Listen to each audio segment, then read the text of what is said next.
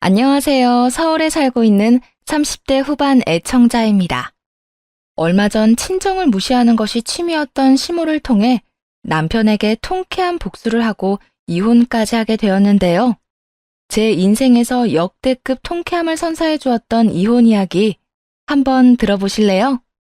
금전적으로 비교적 어려웠던 어린 시절을 보냈어요. 늘 열심히 사는 부모님은 운이 따르지 않았는지 가난한 편이었고, 그렇기에 뭐든 열심히 하는 좋은 습관이 생겼죠. 그렇지 않으면 하염없이 뒤처지기만 했으니까요. 그래도 열심히 공부한 덕분에 무난한 청소년을 보냈고 대학교까지 무사히 갈 수 있었죠. 장학금을 받지 못했더라면 꿈도 못 꿨을 대학 생활을 무사히 마치고 열심히 노력한 만큼 취업도 바로 할 수 있었어요. 운이 좋았죠.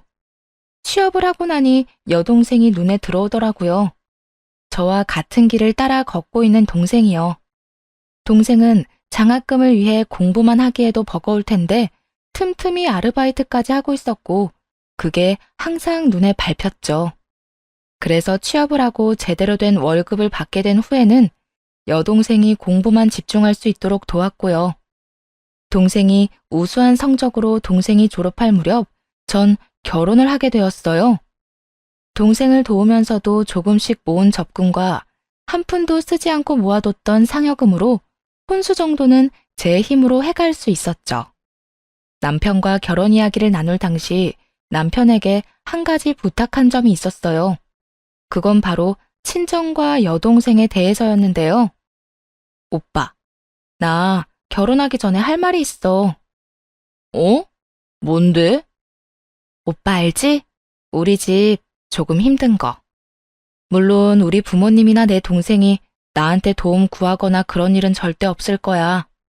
그런데 만약에, 아주 만약에 부모님이나 동생한테 곤란한 일이 생기고 만약 내가 도와줄 수 있는 입장이라면 난 도움을 주고 싶어. 내가 오빠랑 가정을 이뤘다고 해도 말이야. 당연한 걸 왜 그렇게 조심스럽게 물어. 만약 그런 상황이 온다면 내가 먼저 나서서 할 수 있는 선에서 다 도와줄 테니까 그런 걱정은 하지도 마. 나 너랑 결혼하는 이유 중 하나가 네 울타리가 되어주고 싶은 것도 있어. 항상 뭐든 열심히 하는 네 모습이 존경스럽기도 하지만 한편으론 안쓰럽기도 해서 말이야. 그러니까 그런 걱정하지 말고 나하고 결혼해서 행복해질 생각만 해. 내가 행복하게 해줄 테니까. 물론 모르는 건 아니었어요. 결혼하기 전에 한 약속은 아무런 소용이 없다는 걸요. 그땐 밤하늘의 별도 따다 줄 거라 한다는데 이깟 약속이 저한테나 중요하지 남편에겐 별로 중요하지 않았을 거란 것도요. 하지만 의미 없는 약속이라도 저렇게 말하는 남편의 마음만큼은 진심일 거라 믿었죠. 그렇게 남편을 믿으며 결혼했고 우려와는 달리 결혼 이후 동생은 스스로 뭐든 잘 해내어 주었네요. 동생은 아르바이트를 하며 스펙을 쌓았고 제가 결혼한 지 2년 만에 동생이 평소에 원하던 곳에 입사를 했고요. 축하할 일이었지만 동시에 고민스러운 문제도 생겼죠. 친정과 동생 회사까지의 거리가 멀었고 도저히 출퇴근이 가능한 거리가 아니어서 자취를 해야만 하는 상황이었죠. 보증금 1,000만 원이라는 꽤 큰 돈이 필요한 상황이었어요. 동생은 그간 아르바이트를 한 돈으로는 학원을 다녀서 모아둔 돈이 너무 적었고 친정의 도움을 구하기엔 여의치 않은 상황이었어요. 저도 부부 공동 돈은 있지만 개인적으로 모은 돈은 전혀 없었기에 남편에게 상의를 하게 되었네요. 여보, 이번에 우리 지우 입사한 거 알지? 알지. 거기 들어갈 거라고 고생 많이 했는데 기특하다 정말. 기특하긴 하지. 그런데 당신도 알다시피 친정이랑 회사랑 거리가 꽤 되잖아. 그래서 회사 근처에 자취해야 하는 상황인가 봐. 그래? 그러면 해야지. 어떻게 입사한 회사인데 거리 때문에 포기할 순 없으니까. 그런데 문제는 보증금이 많이 부족한가 봐. 그래서 내가 그 돈을 좀 해주고 싶어. 1,000만 원 정도. 뭐? 1,000만 원? 그 돈을 왜 당신이 해줘? 당신 돈 있어? 내가 그런 돈이 어딨어. 우리 같이 넣는 통장에 한 달 쓸 용돈 빼곤 다 넣었는데. 그러면 혹시 부부 돈 건드릴 생각은 아니지? 절대 안 돼. 그 돈이 어떤 돈인데 당신 동생 돕는 일 했어? 남편이 했던 말이 있었으니 전혀 기대가 없었다면 그건 거짓말이겠죠. 남편이 흔쾌히 도와주면 참 고마울 일이라고 생각했지만 여의찮다면 개인 대출이라도 받아 도와줄 생각이긴 했어요. 그런데 사람 말이 아다르고 어다른 건데 저렇게 날 세워 완강하게 싫다고 하니 기분이 상하더라고요. 그리고 부부 돈이라고 해도 엄연히 제 돈도 있는 것인데 마치 자신 소유라는 듯이 말하니 화까지 났고요. 그 돈 당신 혼자 모은 돈 아니고 내 지분도 있는 돈이잖아. 물론 그렇다고 해서 내 돈이니 내 마음대로 쓸 거라고 우길 생각은 애초에 없었지만 그래도 당신이 말을 그렇게 하면 내가 너무 섭섭하지 않겠어? 당신이 섭섭하다고 해도 어쩔 수 없어. 그 돈 급할 때나 큰 돈 필요할 때 쓰자고 차곡차곡 모은 돈인데 내 입장에선 당신 동생 자취방은 급한 일이 아니라고. 그러니까 정해주고 싶으면 당신 힘으로 당신이 알아서 해줘. 그것까진 막지 않을 테니까. 생각했던 것과 결론은 비슷한데 과정은 왜 이따위인지 정말 속이 상하더라고요. 그때부턴 말이 곱게만 나가지 않더라고요. 당신이 굳이 그렇게 말하지 않아도 그렇게 할 거야. 그런데 당신 진짜 실망이다. 언제는 이런 일 있으면 먼저 나서서 돕겠다고 하더니 이게 먼저 나서 돕겠다는 사람의 모습이야? 아무리 결혼하기 전엔 뭐든 다 해준다고 호언장담한다지만 이건 달라도 너무 다른 사람이잖아. 그때 그 모습은 다 연기였어? 그냥 어떻게 해서든 결혼부터 하려고 지어낸 모습이었어? 그게 언제 한 말인데 그걸 아직까지 기억하고 있어? 이래서 여자들한테 무슨 말을 못한다니까. 그땐 그때고 지금은 지금이야. 당신이 믿을지 모르겠지만 그땐 진짜 뭐든 다 해줄 수 있을 것 같았어. 그런데 지금 막상 주려고 하니 아까운 걸 어떡해? 아까워? 그래, 뭐 알겠어. 아까울 수도 있겠지. 그런데 당신 지금 이렇게 행동하는 거 앞으로 두고두고 후회하게 될 거야. 사람 일이라는 거 정말 어떻게 될지 모르는 거야. 혹시 알아? 당신도 나한테 이런 부탁하게 될 날이 생길지. 그때 가서 아무리 부탁해도 국물도 없을 테니까 딴소리나 하지 마. 그런 걱정은 하지도 마라. 우리 집은 당신 집이랑 달라서 그 정도 돈은 얼마든지 구할 수 있어. 가난한 저의 집에 비해서는 어느 정도 여유가 있는 시댁이긴 했어요. 시부는 교수직을 하다 퇴임한 상태이고 남편은 박사 학위까지 따고 지금은 연구원으로 일하는 중이었거든요. 그래서 더 화가 났던 것도 있어요. 금전적으로 힘든 상황이 아닌데도 저렇게 치사하게 구니 말이에요. 남편은 제 말에 콧방귀를 끼며 절대 그런 일 없을 거라고 했지만 한 치 앞도 모르는 것이 사람 일이란 말을 떠올리며 두고 보자고 생각했어요. 결국 기분만 기분대로 상한 채 혼자 힘으로 1,000만 원을 마련해 동생에게 주었네요. 동생은 그 돈을 첫 월급 받는 순간부터 되갚기 시작하더라고요. 첫 부부싸움을 하고 난 후 그렇지 않아도 박사 아들보다 덜 배웠다고 틈만 나면 저를 무시하던 시모는 이 사건으로 인해 이제는 친정까지 무시하기 시작하더라고요. 입사한 남편이 시모에게 쪼르르 달려가 모든 걸 고해 바친 결과였죠. 아니, 무슨 집에 돈 1,000만 원이 없어서 시집간 딸이 돈 걱정을 하게 만들어? 너 시집 오면 친정하고는 끝이란 건 모르니? 언제까지 네 친정 돕고 살 거야? 하여튼 네 친정 부모님이나 네 동생이나 염치들이 없어? 어머님, 남편이 어떻게 말을 전했는지 모르겠는데 저 결혼하고 한 번도 친정 일로 돈 쓴 적도 없어요. 다른 도움도 준 적 없고요. 그리고 제가 여동생한테 해준 그 돈 돌려받지 않겠다고 했는데 동생이 자기도 돈 번다고 다달이 돈 넣어주고 있으니 그런 식으로 말하지 마세요. 제 가족들 남한테 해대거나 염치 없이 산 적 단 한 번도 없으니까요. 어머, 자기 가족 흉 좀 봤다고 눈 동그랗게 뜨고 말 대답하는 것 좀 봐. 이런 말이 듣기 싫었으면 애초에 그런 말이 내 귀에 안 들리게 했어야지. 네 친정 식구들 때문에 우리 아들이 얼마나 스트레스를 받았으면 그 진중한 우리 아들이 나한테 전화와서 1시간 넘게 하소연을 했겠어? 하여튼 너 우리 아들 스트레스 받게 하지 마라. 그렇지 않아도 연구소에서 힘든 애를 집에서까지 힘들게 하지 말라니 말이야. 다른 건 몰라도 군소리하지 않고 내조 하나는 잘하겠지 싶어서 결혼 허락했더니 이건 뭐 집도 가난해, 진정에서 치는 사고 수습하느라 내조는커녕 내 아들 스트레스만 주고 진작 내가 반대해야 했어. 그러게요. 저도 남편이나 시댁이나 이딴 인성인 것 같았으면 그때 남편이 결혼하자고 울고불고 매달리든 말든 그냥 결혼까진 안 했을 텐데요. 처음으로 어머님이랑 저랑 마음이 통했네요. 뭐야? 너 내 아들이 뭐가 부족해서 너한테 매달렸단 거야? 그리고 인성? 대학밖에 못 나온 주제에 어디 감히 내 박사 아들한테 인성을 논해? 박사면 뭐하나요? 자기가 뱉은 말도 못 지키는데. 어쨌든 여동생 일로 전 시댁이나 남편한테 미안한 마음 전혀 없으니까 괜히 여기까지 오셔서 트집 잡지 마세요.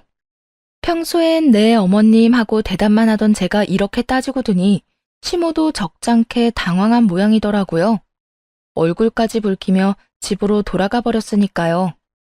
시모와 그렇게 다퉜단 이야기는 남편의 귀에도 들어갔고 그래서인지 남편은 더욱 찬바람이 불기 시작했어요.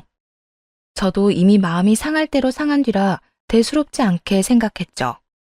그런데 어느 날부터 남편이 저만 보면 싱긋싱긋 웃으며 다가오더니 어느 날은 회사 앞까지 찾아와 기다리더라고요. 여기까지 무슨 일이야? 무슨 일은 당신 모시러 왔지. 퇴근할 때 버스에 사람 많아서 힘들다고 했었잖아. 오늘따라 그 말이 생각나서 일찍 끝내고 데리러 왔어. 웬일이래? 힘들다고 그렇게 말할 땐 들은 척도 안 하더니. 너무 속상해서 가만히 있었을 뿐이지 다 듣고 있었거든. 우리 오랜만에 외식하고 들어갈까? 들어가서 저녁 준비하기 힘들 거 아니야. 마음대로 해. 난 상관없으니까. 당신 아직도 화났어? 그러지 말고 풀어. 나도 그렇고 엄마도 그렇고 당신한테 미안해하고 있어. 그땐 우리가 조금 심했어. 그렇게까지 말할 건 없었는데. 나도 그땐 좀 예민해져 있어서 말이 좀 심하게 나갔어. 앞으로는 조심할게. 그러니까 화 좀 풀어.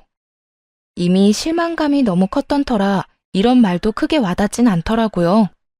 그저 갑자기 변해버린 남편의 행동이 의아할 뿐이었죠. 그리고 그 의문은 일주일도 되지 않아 풀리게 되었습니다. 여보, 바빠? 이야기 좀 할 수 있어? 말해. 왜? 무슨 일 있어?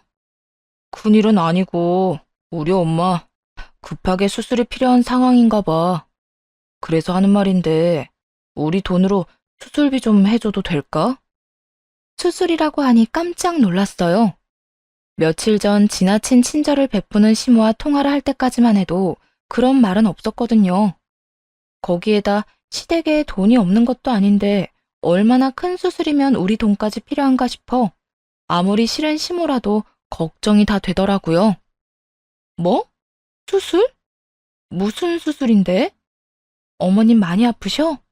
며칠 전에 통화했을 때만 해도 괜찮으신 것 같았는데. 여보, 일단 진정 좀 해. 누가 보면 우리 엄마 아니고 당신 엄마인 줄 알겠다. 당신이 생각하는 것만큼 그렇게 심각한 거 아니니까 일단 진정 좀 해. 그래?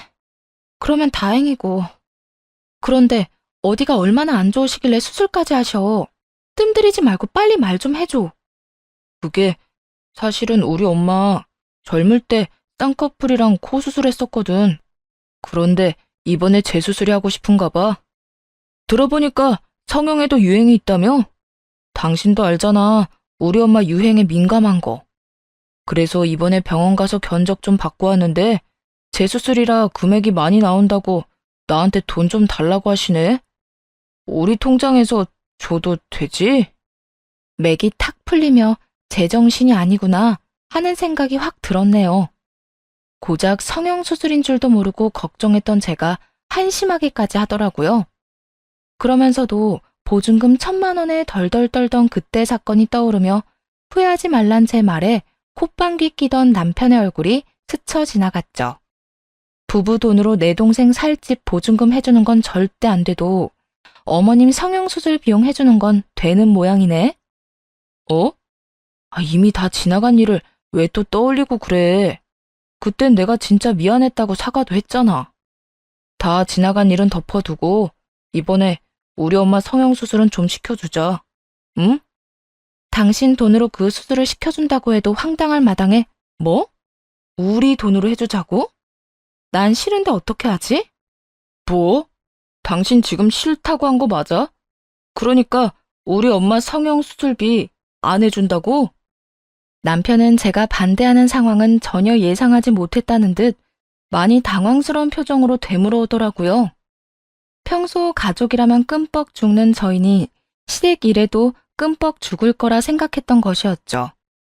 만약 시모가 건강 문제로 수술을 해야 하는 상황이라면 흔쾌히 도와줬을 거예요.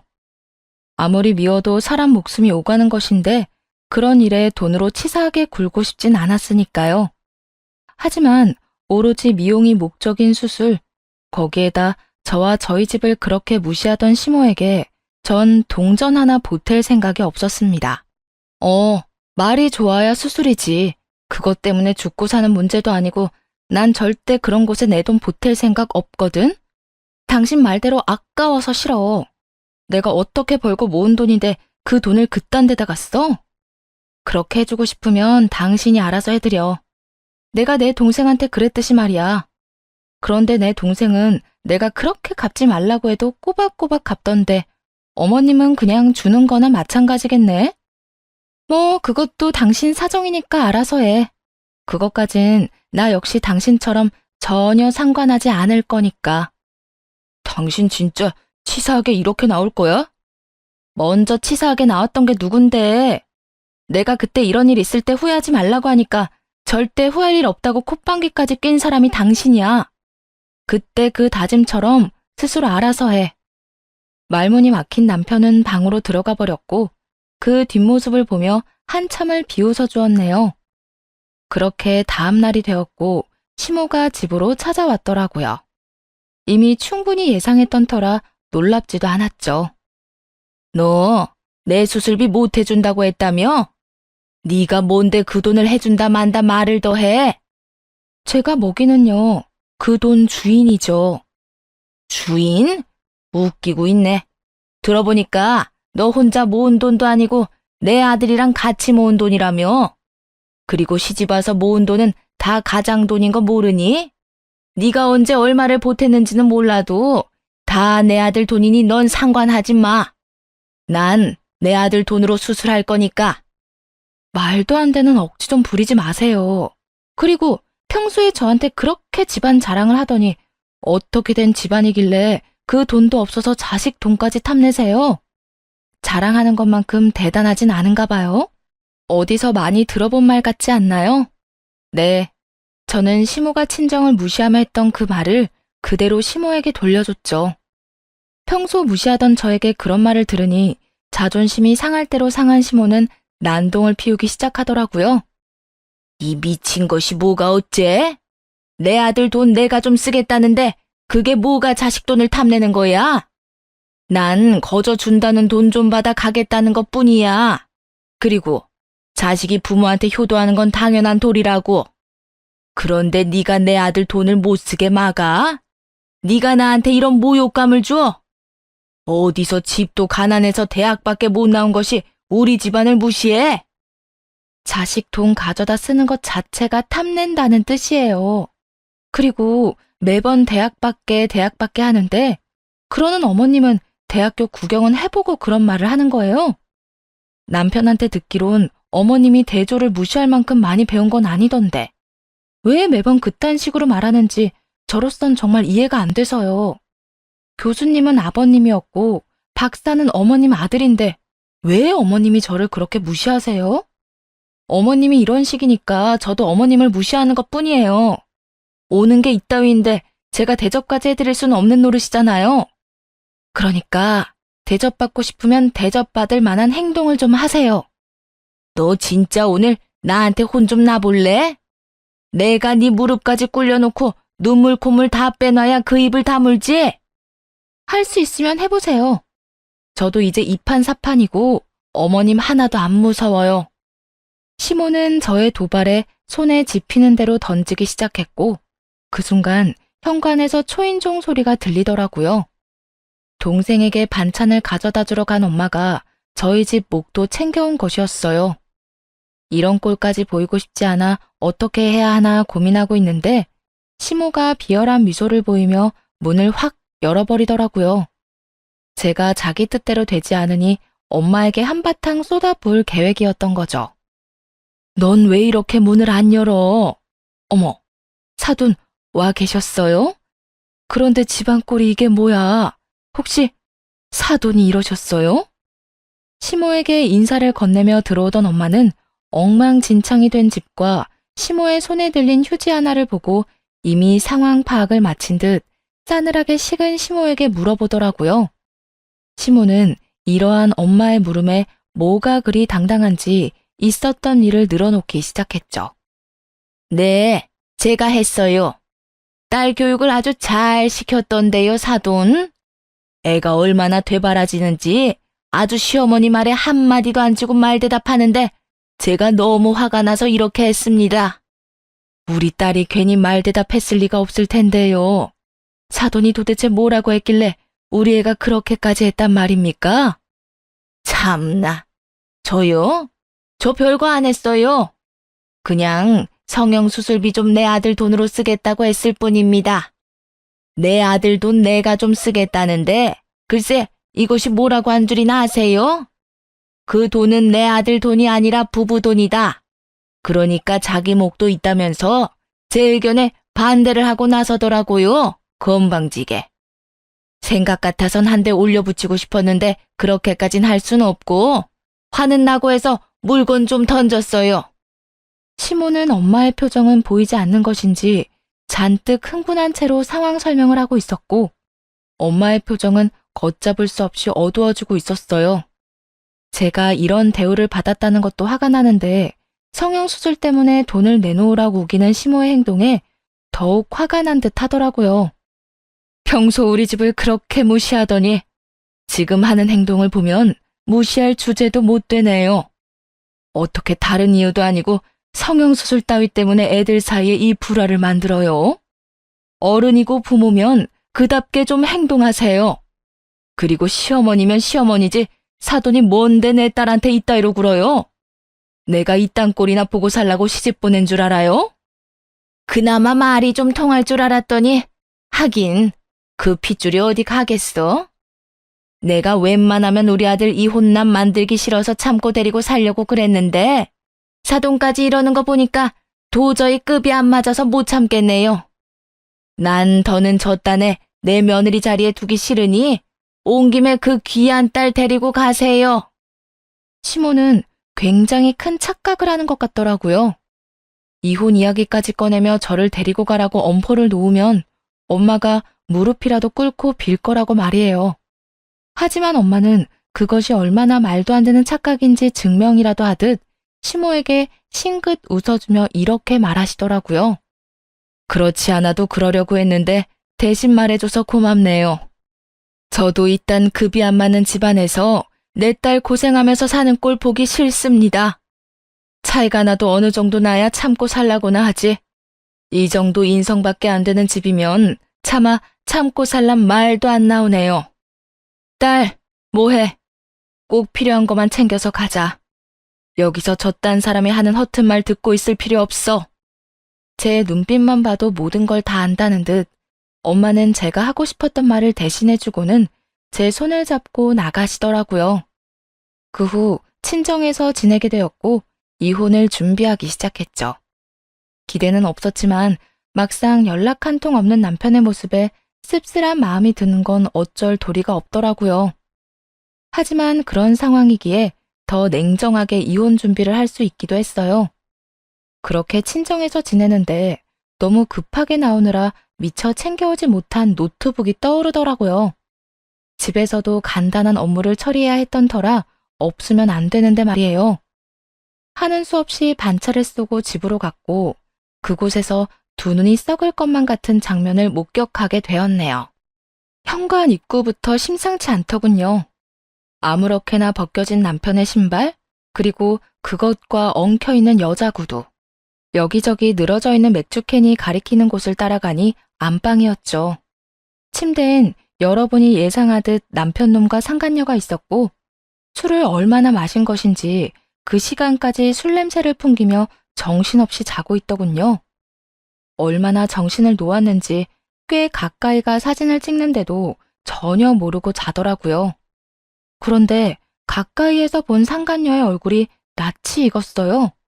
그 여자는 바로 남편의 연구소에서 함께 일하는 여자였죠. 심지어 젊은 여자도 아닌 남편보다 10살이나 많고 애까지 있는 유부녀였어요. 그 순간 정신이 더 맑아지더라고요. 증거를 더 찾아야만 한다는 생각이 들었어요. 가지러운 노트북을 챙겨 넣는 김에 남편의 노트북도 살펴봤고 남편의 차 블랙박스까지 다 살펴보았죠. 노트북에는 크게 자극적인 것이 없긴 했는데 블랙박스엔 전날의 대화까지 생생하게 다 남아있더라고요. 자기, 이번 땡땡 연구소 내 덕에 스카우트 제이 들어온 건 알지? 그럼 잘 알지. 그렇지 않아도 그 연구소로 옮기고 싶었는데 워낙 이직 기준이 높아서 포기했었거든. 그런데 자기 덕에 이렇게 좋은 제의도 받게 되고 고마워. 자기밖에 없다. 알면 잘해.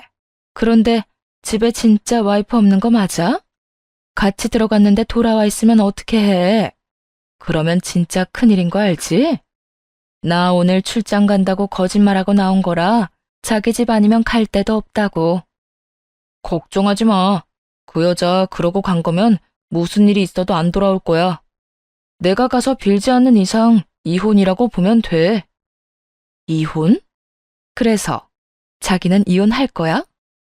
거의 이혼 쪽으로 기울긴 했는데 아직 고민 중. 집안도 그렇고 스펙도 그렇고 한참 부족하긴 한데 그런 만큼 단순해서 데리고 살기는 편했거든. 그런데 그놈의 친정이 문제야. 왜? 친정에서 많이 도와달라고 그래? 그런 건 아닌데 앞으로 많이 도와달라고 할지 어떻게 알아? 하여튼 이번 기회에 그 콧대 확 눌러주고 데리고 더 살아보든 아니면 이혼 확 해버리고 자기랑 이렇게 마음껏 연애하면서 살든 고민해봐야지. 어쨌든 나는 계속 만나겠다는 뜻이네? 당연하지. 자기가 유부녀만 아니었으면 그딴 여자랑은 바로 이혼하고 자기랑 살았을 거야. 이렇게 고민도 안 하고 말이야. 정말? 그 말 진심이야? 당연히 진심이지. 가정에선 그따위로 굴던 남편놈은 사회에선 좋은 연구소의 스카우트 제의를 받은 상황이었고 거기에는 10살이나 많고 애 딸린 상간녀의 조력이 있었더라고요. 모든 것을 확인하고 화도 나지 않았어요. 배신감? 그런 사치스러운 감정도 느껴지지 않더라고요. 그저 어떻게 해야 저 두 연놈에게 제대로 복수할 수 있을까 하는 생각뿐이었죠. 그렇게 고민 끝에 계획한 복수의 시작은 시모였습니다. 우선 시모에게 두 사람의 불륜 현장을 찍은 사진과 함께 상간녀가 어떤 여자인지 상세히 설명해 문자로 보냈어요. 문자를 보낸 지 5분도 되지 않아 잔뜩 흥분한 시모에게 연락이 오더라고요. 이게 다 뭐니? 내 아들이랑 같이 있는 이 여자 유부녀란 말이 사실이야? 네, 같은 연구소에서 일하는 여자예요. 10살 많고 애도 있는 유부녀예요. 보니까 남편이 저 늙은 여우한테 완전히 홀린 것 같은데 상대가 상대인 만큼 어머님도 꼭 아셔야 할 것 같아서 알려드렸어요. 어머님이 어떻게 키운 아들인데 저런 여자한테 뺏겨선 안 되잖아요. 네가 오랜만에 맞는 말을 다 하는구나. 내가 어떻게 키운 내 아들인데 감히 저딴 물건이 넘봐? 내가 가만둘 줄 알아? 그러니까요. 남편이랑 같은 연구실에 있는 여자니까 찾아가면 바로 찾으실 수 있을 거예요. 하루라도 빨리 찾아가서 본때를 보여줘야 하지 않겠어요? 이런 일은 미루면 미룰수록 골치 아프다고요. 혹시나 저러다 임신이라도 하면 저야 이혼하면 그만이지만 어머님은 꼼짝없이 아들 뺏기는 건데 그건 정말 말도 안 되잖아요. 뭐, 임신? 당연히 그건 안 되고 말고. 일단 알겠다. 끊어. 조금 긁어줬을 뿐인데 시모는 예상대로 눈이 확 돌아버려선 남편의 연구소로 찾아갔고 전 그런 상황을 구경하기 위해 연구소로 향했죠. 연구소에 도착하니 시모는 상간녀의 머리채를 잡아 뜯고 있더라고요. 남편은 그런 시모를 말리느라 정신이 없었고요. 시모의 난동으로 스카우트는커녕 연구소에서도 잘리게 생겼으니 애가 탁했죠. 이 미친 거사! 유부녀의 애까지 딸린 주제에 감히 내 아들한테 꼬리를 쳐? 내 아들이 어떤 아들인데? 우리 집안이 어떤 집안인데 감히 너 따위가 그 더러운 몸을 누구한테 들이밀어? 이거 좀 놓고 말하세요. 아프다고요. 자기야, 자기 엄마 좀 어떻게 해봐. 자기?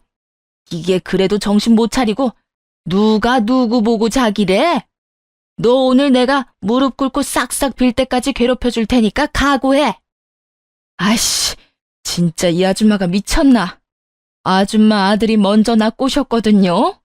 이것저것 도와달라고 들러붙은 게 누군데 나한테 이래요.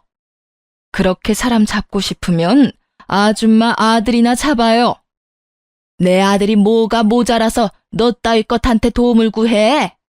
거짓말을 해도 말이 되는 거짓말을 해야지. 자기, 계속 보고만 있을 거야? 얼른 안 도와줘? 상간녀는 고함을 질러댔고 그제야 남편은 정신이 돌아온 것인지 황급히 시모를 떼어내더라고요. 엄마, 이거 좀 놓고 이야기해. 여기 내가 일하는 곳이야. 엄마가 이렇게 하면 앞으로 나는 어떻게 해? 내가 뭘 어쨌다고 이래? 몰라서 물어? 지금 엄마 때문에 나 진짜 곤란해졌다고. 길게 말할 것도 없이 주변 좀 돌아봐. 사람들이 다 구경하러 와 있는 것 좀 보라고. 남편은 시모를 떼어내며 화를 냈고 시모 역시 그제야 주변 사람들이 눈에 보이는 듯 헛기침을 하며 옷 매무새를 가다듬더라고요. 그러면 뭐 하나요? 이미 온 연구소 사람들이 다 구경하러 몰려온 상황이었는데요. 전 재미있는 구경을 하고 연구소 밖으로 나왔고 조금 기다리니 남편에게 쫓겨난 시모도 혼자 걸어 나오더라고요. 그리곤 저에게 다가와 눈물을 흘리며 하소연하기 시작했어요. 예, 우리 아들이 어떻게 나한테 이렇게까지 할 수가 있니? 내가 자기를 어떻게 키웠는데? 그 사람 많은 데서 나한테 화를 내는 것도 모자라 그렇게 치욕스럽게 쫓아낼 수가 있어? 그까진 여자가 뭐라고? 여자가 엄마보다 중요할 순 없는 거잖니? 여자가 중요해서 그랬겠어요? 어머님은 잘 몰랐나 본데 그 여자가 어머님 아들이 그렇게 가고 싶어 하던 연구소에 들어가는 걸 도와줘서 그런 거라고요. 뭐? 너 왜 그걸 지금에서야 말하는 거야? 진작 말해줬으면 내가 이렇게까진 안 했을 거 아니야? 그러니까 말 안 했죠. 그런 사실까지 다 알려주면 어머님이 이렇게 난동을 피우기는커녕 잘했다고 칭찬해줬을지 누가 알아요? 그렇게 되면 제 계획과는 달리 저 쓰레기 같은 인간이 원하는 바를 다 이뤘을 텐데 제가 그 꼴을 어떻게 봐요? 뭐라고? 그러니까 네 말은 네 계획에 날 이용이라도 했단 이 말이야? 네, 맞아요. 어쨌든 감사해요. 덕분에 손 안 대고 코 풀었네요. 그러면 부디 건강하세요. 그렇게 바라던 성형수술도 꼭 받으시고요. 자기 손으로 아들의 중요한 기회를 날려버린 것을 안 시모는 그 자리에서 주저앉아 대성통곡을 했고 전 그런 시모를 뒤로하고 돌아왔네요. 이렇게 통쾌한 마음으로 시작한 복수는 이혼을 통해 더욱 통쾌해졌어요. 결혼 생활 동안 당한 것들도 문자로 다 남아있었고 가정에도 충실하게 임했기에 재산 분할 및 위자료까지 잘 받을 수 있었거든요. 물론 시모와 상간녀에게도 위자료를 받아냈고요. 금융치료 말로만 들어봤는데 정말 그만한 치료가 또 없더라고요. 전 남편은 스카우트가 무산된 건 물론이고 잘 다니고 있던 연구소까지 상간녀와 나란히 잘렸다고 하더군요. 이렇게 싱겁게 복수가 끝났냐고요? 그럴 리가요. 제 가정을 망쳐버린 상간녀의 가정은 아직 멀쩡하잖아요? 수소문을 해 상간녀의 남편을 만나 모든 사실을 알렸죠. 그 덕에 이혼당하게 된 상간녀는 곧 찾아오더라고요. 너 진짜 미쳤어? 네가 뭔데 내 남편을 만나서 그딴 것까지 말해? 양심이 없는 것인지 정신이 나가버린 것인지도 구분이 되지 않더라고요. 감히 불륜녀 주제에 저리도 큰 소리를 치는 그 낯짝에 할 수 있는 모든 건 뭐든 다 하겠다 싶은 심정이었어요. 미친 건 너지. 그렇게 가정이 소중했으면 그딴 짓을 왜 해? 잘못은 본인이 다 해놓고 이렇게 날 찾아와서 따지는 게 미친 짓이야. 알아? 네 가정은 원래 다 깨진 가정이었고 내 가정은 완벽했다고. 그런데 네가 뭔데 내 완벽했던 가정을 산산조각 내? 너 때문에 내 인생은 다 망해버렸는데 어떻게 책임질 거야? 이미 깨진 가정의 남자랑 바람 피우면 불륜이 아닌 게 돼? 그리고 완벽한 가정 좋아하시네. 네가 내 남편이랑 그딴 짓 한 순간부터 완벽한 가정 따윈 물 건너간 거였어. 네 가정 네가 깨놓고 누굴 찾아와서 큰 소리야? 아직 매운맛 덜 봤지? 내가 너 앞으로 한평생 얼굴도 못 들고 다니게 해줘? 네가 어디서 뭘 하든 어떤 사람을 또다시 만나 가정을 꾸리든 내가 끝까지 쫓아가서 불륜녀 상간녀라고 고함 한번 질러줘야 정신 차릴 거야? 미친 게, 너 그러기만 해봐. 나라고 가만히 있을 것 같아? 내가 너 경찰에 신고할 거야. 너 가만히 안 둘 거라고. 마음대로 해. 누가 더 손해인지 한번 두고 보면 알겠네. 그때는 화가 머리끝까지 날 수밖에 없는 상황이었고 더 이상 필터를 거칠 정신도 없었네요. 끝까지 강하게 나오던 상간녀는 핏대까지 세우며 악소리를 내고 고함을 질러댔지만 결국 제 손에 질질 끌려 쫓겨나게 되었습니다. 상간녀는 그렇게 이혼을 당했고 전 남편은 상간남 소송까지 걸려 그간 모은 돈은 물론이고 가지고 있던 집까지 처분하여 상황을 간신히 정리했다고 하더군요. 말 그대로 빈털터리 신세가 되어버린 것이었어요. 전 시부는 다른 것도 아닌 유부녀와 바람났다는 사실이 용납이 안 된다며 저에게 연락이 와 몇 번이나 사실을 확인하시더군요. 하지만 대답은 같았죠. 화가 머리끝까지 난 전 시부는 한 푼도 없는 전 남편을 쫓아내버렸다고 합니다. 전 시모는 그런 시부를 설득하다 같이 쫓겨났다고 하고요. 오갈 데가 없어진 두 사람은 다른 곳도 아닌 저희 친정으로 찾아왔더라고요. 뻔뻔하게도 말이에요. 찾아와서 한다는 말은 더욱 뻔뻔했어요. 아가, 그동안 미안했다. 너한테 너무 큰 잘못을 하는 바람에 우리가 이렇게 큰 벌을 받고 있어. 죽고 배고픈데 수중에 돈은 하나도 없고 오갈 데 없단다. 그래서 뭐요? 어쩌라고요? 시모는 무미건조한 대답에 전 남편의 옆구리를 급하게 쿡쿡 찌르더라고요.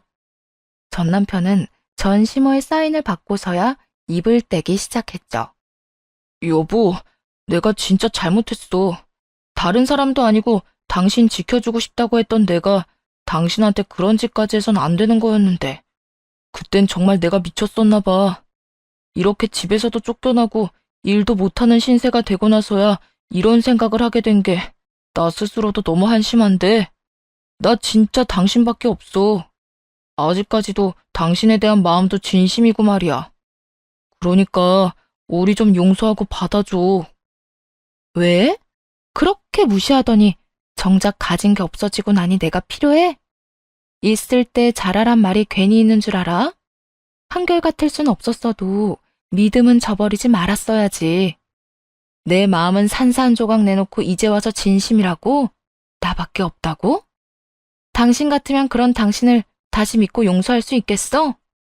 구구절절한 설득도 소용없을 것 같아지자 전 시모가 나서 불쌍한 척을 하며 애원하기 시작하더라고요. 아가, 그러지 말고 우리 좀 용서해주면 안 되겠니? 너도 봤다시피 얘가 한순간에 실수한 건 내가 두 번 다신 그런 짓 못하게 홍군형을 내줬고 우리가 이때껏 말과 행동으로 너한테 상처 줬던 건 앞으로 살면서 다 갚으마. 지금 우리 모양새 때문에 우리가 너한테 빌붙으러 왔다고 오해할 만한 상황인 거 충분히 이해한다. 그런데 우리는 절대 그런 마음으로 널 찾아온 건 아니야. 우리도 이런 꼴로 널 찾아오고 싶진 않았어. 좀 더 제대로 된 모습으로 당당하게 와서 용서를 구하고 싶었는데 상황이 여의찮아서 이 꼴로 오긴 올 수밖에 없었다. 우린 다른 것보다 네 용서를 가장 바라고 있어. 그러니까 우리 아들 좀 용서해주고 다시 내 아들하고 좀 살아주면 안 될까? 청산 유수가 따로 없더라고요. 거짓골을 해서는 믿을 수 없는 말을 어찌나 그럴듯하게 하는지. 참 그것도 능력이다 싶더라고요. 본인 스스로도 말 한 번 잘했다 싶었는지 그 와중에도 뿌듯한 얼굴을 숨기지 못하더군요. 이런 전시모를 향해 헛웃음을 지어 보였고 그 사이 엄마가 나서 전시모의 입을 막았죠. 아유, 그랬어요? 그런 사정이 있었으면 진작 말을 하지 그랬어요. 역시 사도는 말이 좀 통하시네요. 사도는 저랑 제 아들 마음 잘 아시겠죠? 그럼요. 정 사정이 그러면 딸아이 설득해서 기다리라고 할 테니 모양새가 볼만해지면 찾아와서 다시 비세요.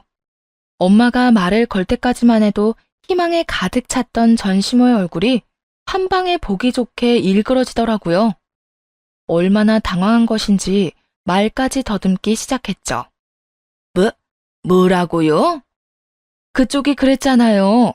좀 더 제대로 된 모습으로 당당하게 와서 용서를 구하고 싶었다고. 기회를 줄 테니 좀 더 제대로 된 모습으로 찾아오세요. 취업도 다시 하고 통장도 좀 두둑하게 만들어서 찾아와서 빌면 우리 딸 마음이 조금 풀릴지 누가 알아요? 지금 그 꼴은 좀 누가 봐도 쫄딱 망하게 돼서 빈대붙으러 온 꼴이지 않을까요? 태연한 얼굴로 시모의 전곡을 찔러가며 약 올리는 엄마를 보는데 정말이지 내 편이라 다행이다 싶더라고요. 엄마의 뜻대로 시모는 팔짝팔짝 날뛰며 본색을 드러내기 시작했습니다. 사돈, 말이 너무 심한 거 아니에요? 빈대? 감히 지금 누구 보고 빈대라는 단어를 갖다 붙이는 거예요? 지금 우리 모습이 아무리 꼴사나워졌다고 해도 그딴 경박한 단어를 우리 모자한테 붙이는 건 예의가 아니죠. 사돈 같은 소리 한다.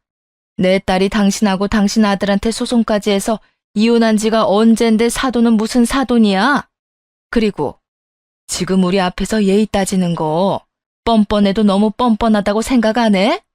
하긴 그 정도 뻔뻔함도 없었으면 감히 여기 와서 낯짝 들이밀 생각도 못했겠지. 뭐야? 이 여자가 상황이 급해서 사람 대접도 해주려고 했더니 감히 이딴 식으로 날 무시해? 우리가 지금 꼴이 이렇다고 언제까지 꼴이 이럴 것 같아? 우리 아들 박사야, 박사. 그런 내 아들이 언제까지 백수일 것 같냐고. 다시 잘 나가면 네 딸 따윈 한 트럭으로 가져다 줘도 눈길도 안 준다 이거야. 그렇게 되기 전에 기회 좀 주려고 했더니 아무것도 모르는 멍청한 물건이 뭐가 어쩌고 저쩌고 해? 뻔뻔? 빈대? 우리도 네 딸 같은 거 필요 없다 이거야.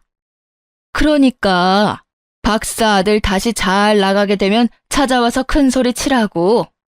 집도 절도 없이 거짓골로 와서 그딴 말 해봤자 아무 소용없으니까 말이야. 계속 여기서 이렇게 소란 일으키잖아?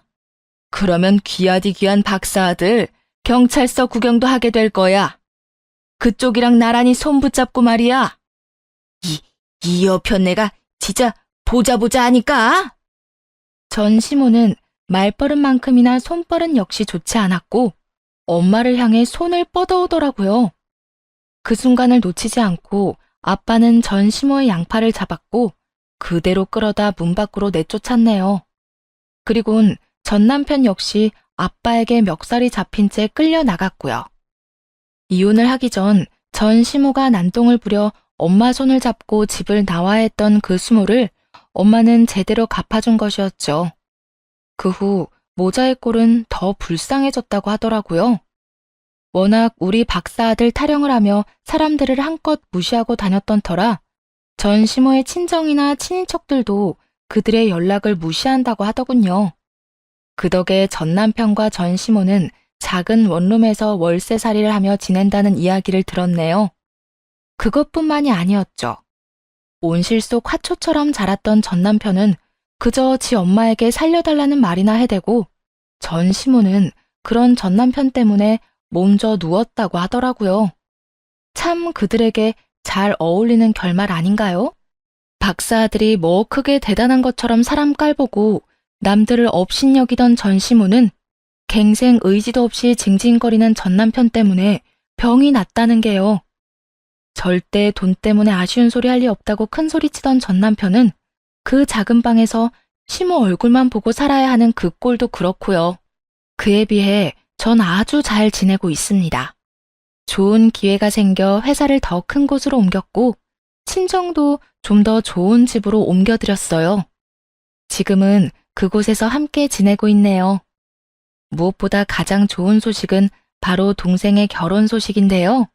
다가오는 봄에 결혼을 할 예정이에요. 며칠 전 동생이 백화점 상품권을 건네며 결혼식에 입을 좋은 옷 한 벌 사라고 하더라고요. 그리고 이어진 동생의 말에 얼마나 울었는지 모릅니다. 언니, 내가 이렇게 잘 클 수 있었던 건 다 언니 덕분이야. 언니가 앞에서 잘 끌어주고 힘들 땐 뒤에서 잘 밀어줘서 내가 여기까지 올 수 있었어. 언니 덕분에 나 진짜 좋은 사람으로 잘 자랐고 그 덕에 이렇게 좋은 사람이랑 결혼까지 다 하게 됐어. 고마워, 언니. 나한테 언니는 진짜 부모님 같은 사람인 거 잘 알지? 앞으로 내가 잘할게. 아니야. 내가 너한테 뭘 얼마나 해줬다고 그래. 네가 열심히 살았으니까 다 잘 된 거지. 그런 말 하지도 마.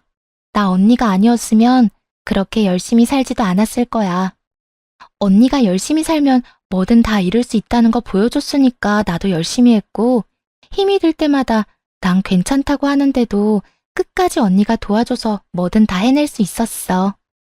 고마워, 언니. 사랑해. 동생의 진심 어린 말을 들으면서 울지 않을 수가 없었네요. 가끔은 동생을 챙겨주는 게 힘이 들던 때도 있었거든요. 그런데 동생이 이렇게 말해주니 그간의 고생이 싹 날아가는 기분이 들며 벅차오르더군요.